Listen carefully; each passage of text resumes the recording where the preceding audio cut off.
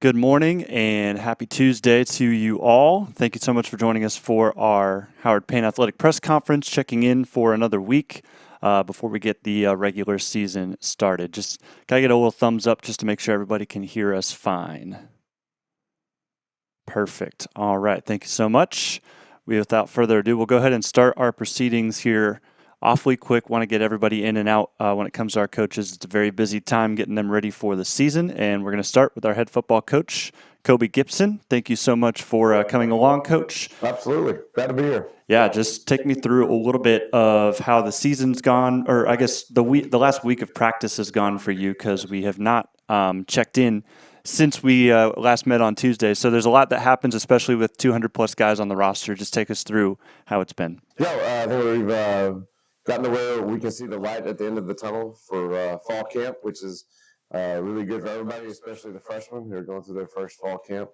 And so we were able to get a scrimmage in last weekend at Gordwood Stadium at Southwest Prep. Appreciate them traveling up and giving us some great competition, seeing what we need to improve on operationally, seeing what position battles.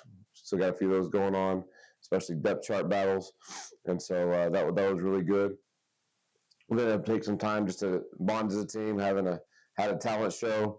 Took the whole football team to the first soccer match and cheered on the ladies as they played really, really hard Saturday night. So basically a mix of getting them started in school, getting off on the right foot academically, football, progressing with offense, defense, and special teams, and then bringing them together as one unit. And I think we see the home stretch. We still got work to do, but we need a good push right here these last 3 days. Yeah, and it was good to see you on Saturday with all the guys at the soccer game. Also, it was good to see you at church on Sunday as well. Big crowd of your guys went over to Coggin Church to talk about that aspect of things, just how faith is integrated into this program and what it's been like to really see, especially the newcomers, kind of buy into that effort. Yeah, I think at Howard Payne University, your program should mirror the mission of the school. We're going to be a discipleship program. We're going to be a Christian program. And so we do want to go to church together. Really, really fun to sit in church and worship with the whole team. And then Billy Cash, our team chaplain, who's also the college minister there, runs a Sunday night service, and all of our players attended that as well on campus. And then next week for the start of game week, we'll start Iron Time, which is 12 groups, 12 leaders with their assistants. And it is a player-led Bible study, player-led prayer. And they tell me in our exit meetings that that's one of the favorite things they do in our programs, where they really get to know each other. And I believe we even had some guys make a decision to accept Jesus as their Savior for the first time this past weekend. And so we are thrilled with that. That's the number one reason we're here. We believe that football is a great ground for common ground for relationship building. But ultimately, if it doesn't go to that eternal aspect, then we're probably missing the boat. On the football field, of course, shifting gears, there's been a lot with your offense that has been worked on this past week, especially with your defense as well. What's been the focus in your eyes? Just strictly X's and O's. What's got to get better leading into this game week coming up? I think it's just the operation of it. And so on the offensive side, it's the operation. It's getting the call in, getting the call communicated, making sure 11 guys are on the same page, because if it's 10, then the play is going to be disaster. So for us, it is we've had the scheme taught. They know the language. It is now getting it from the sideline to the playing field. On the defensive side of the ball, with our practices being out at the stadium right now, as we await the completion of a beautiful project right outside this building, we haven't been able to have any tackling sleds, any thing like that, any live tackling against the apparatuses we would have here at home. So we've had to make some adjustments to try to do the best we can. We're not having our football equipment being able to be used this first part of fall camp. So the tackling piece is the biggest issue there, and we have to be able to get better at that in the next 10 days. And I can double down on your take too. I was just at Gordonwood this morning. Beautiful facility coming in, and it's great that you guys have the opportunity to utilize that too. And September 12th, I know it's not week one, but it's coming up quick, and I know that your program's excited about it, and our department as a whole is excited about that too. Yeah, it's absolutely going to be a great Saturday night of football, and one of those things that we want to do here is be able to be a community-wide program and not just a Howard Payne program. I know Howard Payne students, faculty, staff are going to support us, but we want the community interested too. And it's like Coach Bright says, there's only 800 or so towns in the United States of America that have NCAA football, and Brownwood, Texas is one of them. And so we know Friday nights are really special in Brownwood, going back a long, long time, and we plan to be a part of that. We'll be out at every Brownwood home game cheering on the lines, and hopefully we can get some people interested in coming out to see some college football on Saturday. That ends my slate of questions, so I'll go ahead and jump over to Jeff. I know you've got a couple of great questions for Coach Gibson. Just give me 1 second to unmute you. All right, you're good to go. All right, thanks, Jonathan. Hey, Coach. Want to touch on the wide receiver group if I could. I know that Ellis and JTB bring back some experience for you guys. Jeff. Let me make sure we're getting you real quick.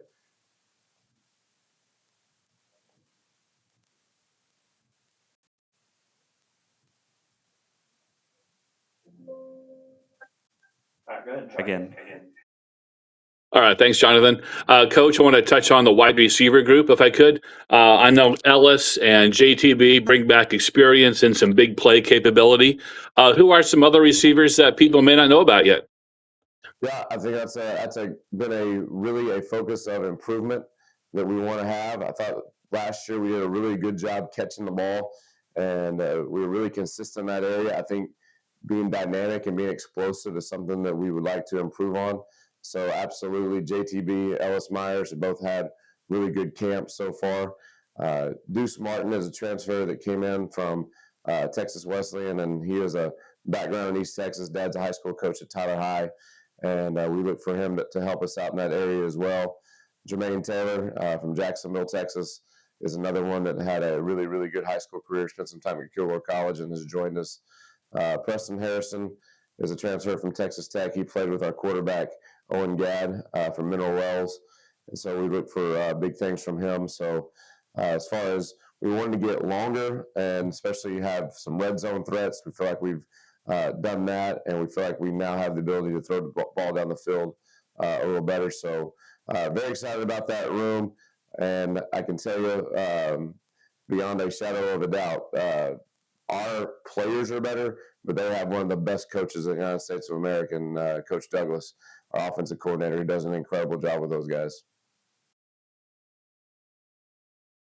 Mineral Wells, he can flat out get up there, and he's already 6'5". He's an athlete. Great young man. What about you?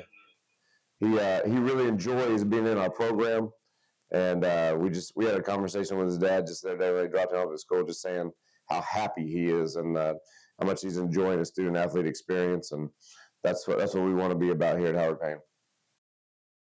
Can't talk about receivers and that kind of thing without talking about Chance. Probably one of the best tight ends in the conference. Period. He can block. He can do everything. First team all conference player, and as good as he is on the field, he's even better off the field with a 4.0 GPA. He is a guy that doesn't mind doing the selfless work. He will block. He will be very aggressive. He will communicate. He'll bring up younger guys and put them under his wing, and he can also make plays too. I think what people will see with him is just his overall athleticism has improved. I think that's a great tribute to our strength coach, Coach Siegman, who does an incredible job maximizing these guys' God-given talent and ability and strength and speed. And Chance Hayman's going to have a big year. We're glad he's a Yellow Jacket. If people haven't looked at your coaching staff yet, if they haven't done a deep dive, they should, because it is stocked full of former Yellow Jackets. Has that been a priority for you to bring back former players? I think it absolutely is a priority, and it has to be a priority. I think one of the things that makes somebody really good at their job is when they're, invested in the program and they believe what is going on. That's one of the reasons I came to Howard Payne in February 2025, is because I believe in the university and I believe in what it stands for. Well documented. My parents graduated from here and met here, so I believe in what this university stands for. And if I don't know if I need any extra motivation, but if I did, that sure gives it. And our alumni feel the same way. There's a lot of blood, sweat, and tears invested in this program, and the fact that they want to stay around and help build this next generation of Yellow Jackets says a lot about them. It says a lot about our program, and I am thrilled to have so many guys that have put on the navy blue and gold on the sideline with us this year. Thank you, Coach. All right. So that ends my questions. That ends Jeff's questions. And you're good to go, Coach Gibson. Thank you so much for your time. Appreciate it. Sting 'em. Absolutely. So we are going to go ahead and just take a little bit of time to pause here and get another one of our coaches in to chat with us. So the order today is going to be, of course, football just finished up there. We've got women's soccer with Coach Badgley after a preseason game on Saturday against Lubbock Christian. And then we'll kind of spotlight the next two sports that'll be kind of taking over this week with men's soccer and both volleyball having scrimmages and just tune-up events on Friday that we'll talk about a little bit in detail here soon. But joining us now is our coach of the women's soccer team, Coach Badgley. Thank you so much for coming in. We're excited to talk to you, especially after a pretty successful day in your eyes on Saturday. Lubbock Christian comes into town. You hold them just a one in a 1-0 closer action game, and you told me post game that defensively that was your focus in this preseason matchup. Yeah, we wanted to just see our teams compete. I think the big thing when you're playing against Division II opponent is knowing that you need to be disciplined and structured. And I think we showed that throughout the game, really at all levels. Like they did really well. We got with the one goal on a corner where we just didn't clear it correctly and kind of got an unfortunate bounce and girl put it away. But other than that, felt like the team did really well and competed well. Yeah. So I guess another question for me, outside of that, just making sure your team got what you wanted out of Saturday, but at the same time, got a lot of new faces despite the 11 senior squad. Was there anybody really that stood out, not just on the field, but maybe as like a vocal or an instrumental or influential leader? Yeah, I mean, we have 11 seniors, like you said, and we were able to play our 30 healthy players out of our 33 all got to touch the field and be out there, which we thought was great. Kind of break the ice for them a little bit and let them play. Thought a few players stepped up and did a good job in areas. I think both of our goalkeepers that got to play did a great job, like organizing and making sure that they were calling what they needed to call. Our attacking mids with Abby and Maddie Ladard and Dakota all did well, explaining where they wanted people to be, when to step, when to go. Still some kinks we got to work out, but they stepped up and did their job well with what we wanted to do. And then we have a few players that stepped into roles that are new to them that we are trying and did a great job. Some position switches that people haven't played before, or we just need them in that area because their skill set, and they stepped in and did a great job.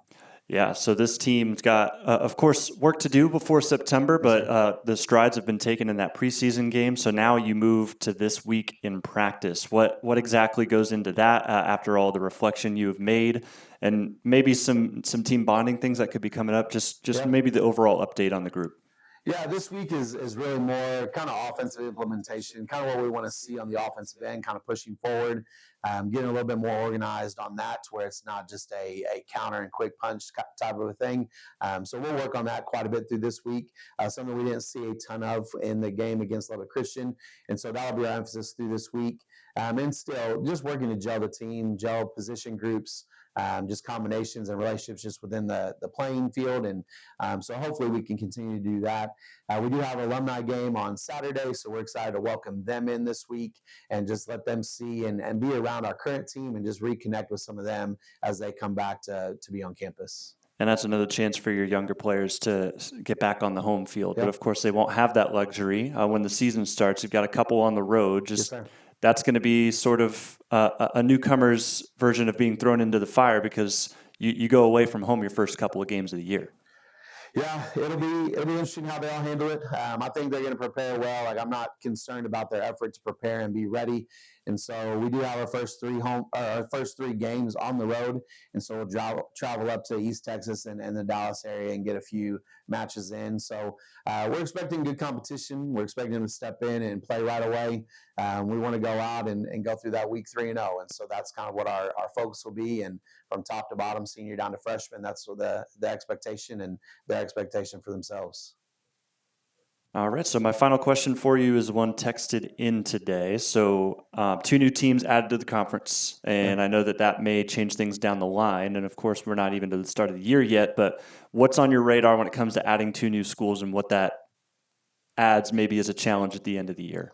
Yeah, I mean, they're going to be competitive. I think our conference is always really competitive. McMurray's coming in. They just won the SCAC last year and made it to a national tournament for the first time ever. So there's going to be a high for them going into a season. It's always a great battle between the two of us, and feel like it's something we'll be ready for.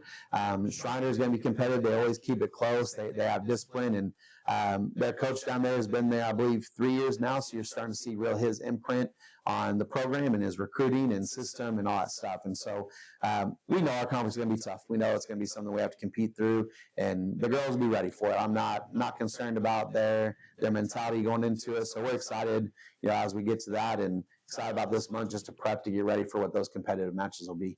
Well, Coach Badgley, I'm excited because next time we talk to you on Tuesday, we're going to be getting ready for a brand new season. So we're looking forward to that. Thank you so much for joining us. All right, thank you. All right, so we will go ahead and transition again as we head to our women's volleyball coach, who's got an event this Friday, as they've kind of got an inter-squad scrimmage that we will treat as if it is a regular season game. We will be live streaming that on Flow, as we did the women's soccer game on Saturday. So keep an eye out for that. That's a Friday event at 7 p.m. At the same time as well, men's soccer will be down at their field for a little bit of a scrimmage. And I cannot recall the opponent that they'll be bringing in, but we can ask, of course, Coach McGivney when he steps in here momentarily. So we're waiting on Coach Amy at the moment, but we'll just sit tight and get ready to talk some volleyball here in a moment. And as I say that, here she comes. So give her a chance to sit down here.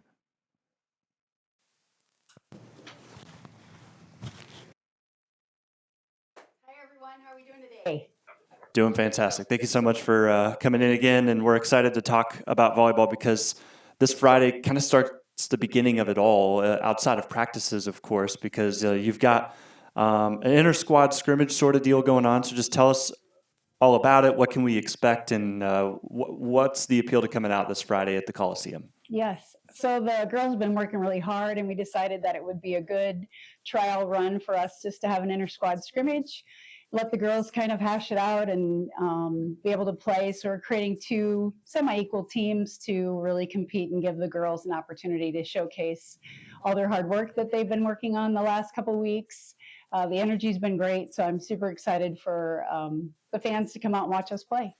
So as I ask this next question, I'm going to ask if you could just kind of shuffle that fuzzy part of the mic just up towards your face.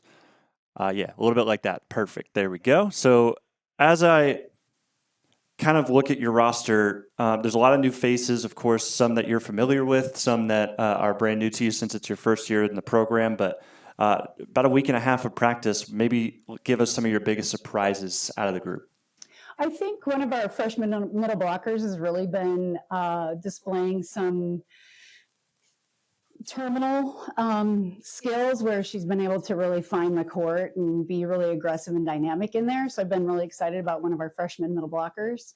Our liberos have been putting in a lot of work, getting to know them. I think that that's been really good for us to kind of see the flow of our first contacts and how insistent we can be. Tara, obviously, on the outside has been doing a great job, but we've got Samantha Torres that's going to be making some great impact on our team this fall as well. And she transferred in at semester last year and played beach for us. But she's just a really natural leader and great energy on the court, and able to really bring some heat behind her ball as well to go along with Tara. The setters, I think, have done a really good job of working hard to try and utilize our attackers, and depending on how well we ball control, our goal is to really be able to use the middle a lot more than our pins. But it's been a great week and a half of practice with them. I'm really proud of them.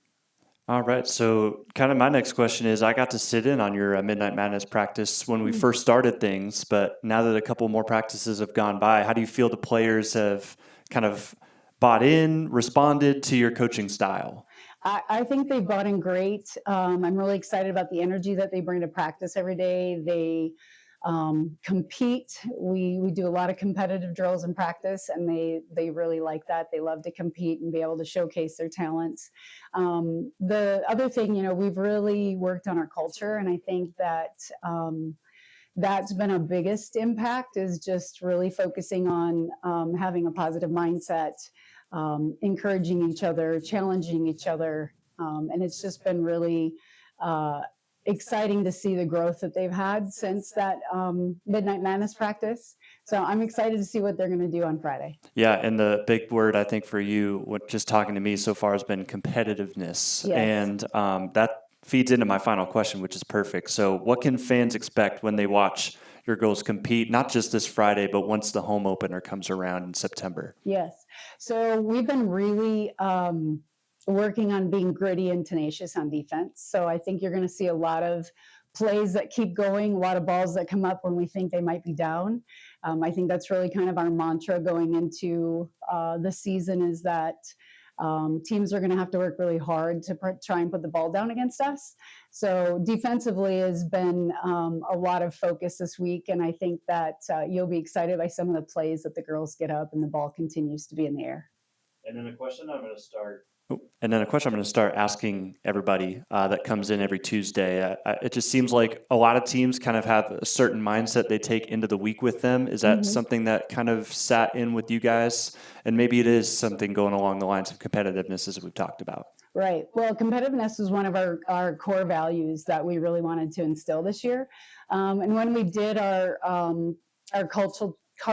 culture training, excuse me, that was one of the words that the kids said was really important to be one of their core values.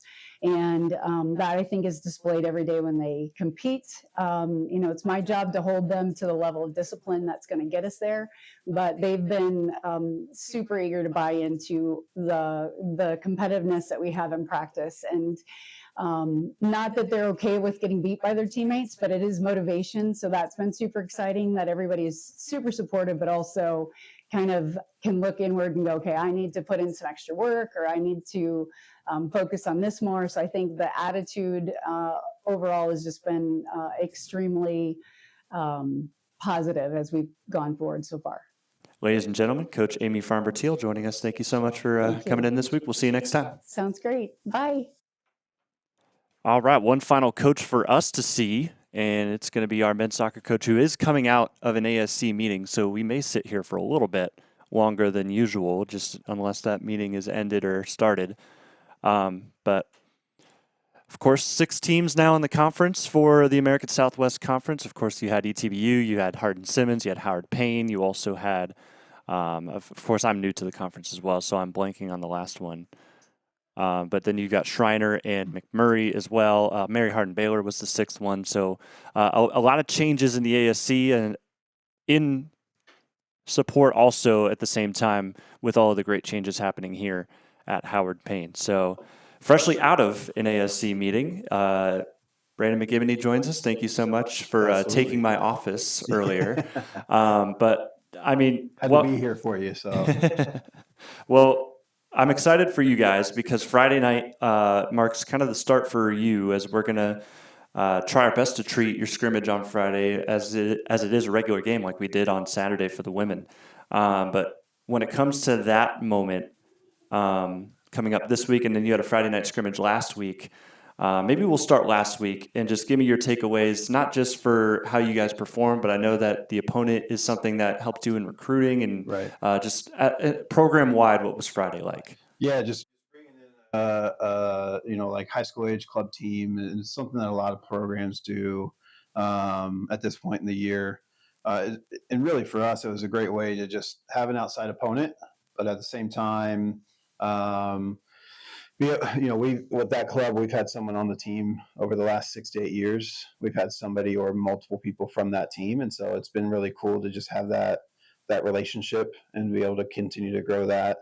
And they've expanded over the DFW area and into Brownwood now as well, and so having some local kids, there as well. And so, but yeah, I mean, in terms of performance, everybody got to play. everybody was 30 to 45 minutes, which is great for where we were in fitness and being able to play at a high level and have a high expectation for execution and at least the effort. First outside opponent, though, I mean, you're always going to have some things that you got to work on and some things that you're uh, feeling out, especially with new systems and new players and new connections, all of those things. And so, really, really good. It was hot, right? Like playing in the afternoon. It was a warm day, and so definitely the fitness fatigue of the sun was a factor. But at the end of the day, we got to have some good repetition. And that's a good summer conditioning a little bit too, Yeah, getting ready exactly. for the fall when it cools down a little bit. But you talked about a lot of your new guys, some guys you retain as well, a lot of retainers, in fact, for this team. But maybe talk about expectations from the guys and how they've changed maybe from a year ago. Yeah, so more of our returning players, right? And growing from 15 freshmen to now 15 sophomores, retention was really good in that class, and then we added a couple pieces. And so, yeah, I mean, you could just see like the level of training over the last year has influenced them and their speed of play and their decision making. Physically, they're stronger, they're faster, they're more fit, they're just more adapted to the college game, and so a little bit more maturity as well is a big factor. So the way that they go about their business in the locker room, preparing themselves, with nutrition and sleep and just getting away from some of the old habits that they had and now becoming a college soccer player and understanding the expectations and standards that are required of them. Absolutely. And I asked Coach Badgley this same question that I'm about to ask you. With Triner and McMurray adding into the ASC, it's two new teams. You just had your meeting with them, of course. How does your approach change, if at all, when it comes to adding more teams and maybe having a bit of a more loaded schedule at the end of the season in conference? Yeah, not necessarily, because it, last year was a little bit different, but the 2 years before that really are my second season, which was 2 years ago.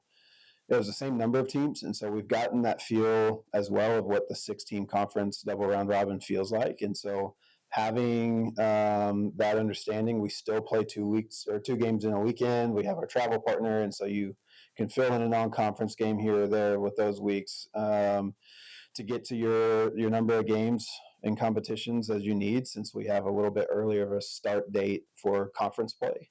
And so you can not have to front load as much of the non-conference season. We also don't want to get too heavy with non-conference, obviously, in conference play, because it's essentially to us like a second season, right? Like everyone, once you enter conference play, is 0-0, and everyone's fighting for the automatic qualifier at that point. And so you still want to have the at-large bid in your mind, but at the end of the day, the easiest way to qualify is through the automatic qualifier. Exactly right. Next question for you is just to talk a little bit more about this Friday and what that will pertain for you guys as you take your home field for the first time in a game-like setting. Yeah, and in our first scrimmage, we had a lot of rotation and things like that. We got to have some answers from certain positions and got to see certain players and how they would execute, and so it gives us an idea going into Friday. Do we filter in a little bit more of what our matchups are, our ideas are for starting group for our first official game coming up next week. And so we'll treat it a lot like a regular game in terms of substitution rules. And we did 3:30s this past week, which we'll do 2:45s this upcoming week. So again, just like you guys on your end, treating it, as a dress rehearsal, we're going to do the same. And everyone will still play and everyone will see where the minutes get to, but we also have to make sure that we're prepared for September 1. And then my final question for you, realistically, could be asked next week because that's going to be the day of your opening night. Yeah. But I'll ask it this week. If this team reaches their potential with all the youth and the experience, however, in that youth, if they can reach that potential, what do you think this group could be known for? Oh, man, putting that expectation on the students is always difficult because you never know truly. Like we don't know anything, just the same as they don't know anything about us, Yeah. right? Conference opponents, regular, that's the nuance of D3. And like you see the preseason polls come out, and maybe someone will ask about that in a minute, but a lot of that stuff is, it's based off historical things, but nobody really knows how the new guys are going to adapt, what kind of pieces you brought in. And so, like, for us, it's just trying to take care of the business that we can take care of and focusing on the execution and development of our players, and putting them in positions to succeed. And should they do that, I think this team can do really big things. I've been extremely happy with a lot of the guys that have returned and come in, and they're making my job difficult and trying to make decisions on who's going to start and who's going to be in different roles. But we're just excited to be able to compete, and we talked about what it would take to win championships, and so we're looking toward that expectation. But at the end of the day, we have to take it game by game in order to get to that step. Only question I have left for you is one I got texted the other day. When it comes to your formations and maybe game styling against specific teams, are you locked into a specific formation? Is that going to be something that changes by the opponent? What does it look like right now for you guys? Yeah, I mean, we trying to make it as simple for the guys to be able to play at a high level, right? And so doing implementation on what we want to do. So in short answer, we're going to stick to what we do. We may tweak the way that we set it up, but at the end of the day, the base is going to be the base. And so we may maneuver certain people into different areas of the field and off of that, but at the end of the day, it's still the same structure. Yep. And that way, everybody understands the roles that they have, the roles around them, where people are supposed to be, and then we can play at a high level. All right, and I'll end things off with you just giving us maybe some fun updates for your team on the week, maybe anything we missed, anything that you want to take note of. Yeah, I mean, nothing too crazy. I mean, everybody's doing really, really well with their fitness, and we're pushing them really, really hard. And it's been really fun to see the competitive environment continue to grow. I think with this past week, ASC put out their preseason list of players to watch, and with Adrian Villa coming back as Defensive Freshman of the Year and a first-team All-Conference player. JJ Saldana, same thing with first team all conference player, and then Colby Lara returning second team. And again, I kind of mentioned like some of that can be arbitrary because again, nobody really knows who's going to do what this year, and everything can be a little bit different. But we're just excited for everybody that's come in and continue to push them moving forward. And it's been nice just to have events on campus that we can go out to and watch, and volleyball as well on Friday, women's soccer, right? Football had some scrimmages and different things like that. So it's just been fun to have the energy back on campus. All right. Well, Coach Brandon Badgley, thank you so much for your time. We'll see you next week on game day. Yes, sir. All right. And that will do it for us here on our week 2 press conference. Excited to have this continue to roll back on the schedule every Tuesday. Make sure to roll in with us next week. Of course, we'll talk to Coach McGivney again as he gets ready to take on Dallas Christian with his boys on the soccer field. And then, of course, football on Friday next week as well. They're going to be heading over to Oregon, and our whole crew, for the most part, is going to be making the trip down. So a lot of really special things going on with Howard Payne Athletics. We may have Adam Bright hop on just to talk about that Oregon trip a little bit more in detail next week.